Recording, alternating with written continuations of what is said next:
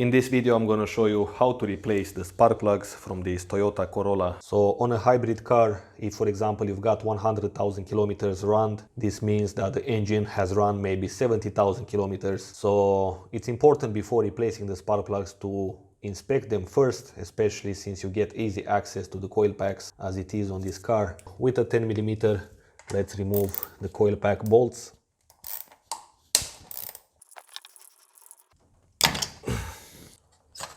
And take out the coil pack.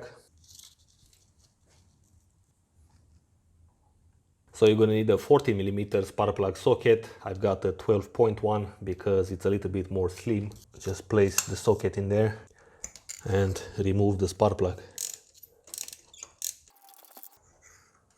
And here it is. You can see we've got two tips and the gap between the tips has to be 0.9mm. So I've got here a 0.88mm and this one will go in easy.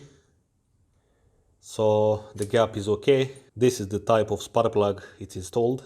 So this one looks good. There is no need to replace it. Now to tie them up, let's say you don't have a torque wrench. Remember the position of the torque wrench after you tighten it by hand.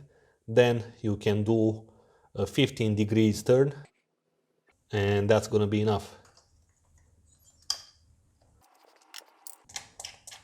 These bolts needs to be torqued down to 5 Newton meters, so just a simple turn like this is enough. Okay guys, so I checked up the spark plugs from the other cylinders. Everything looks fine. Have a nice day and I will see you soon.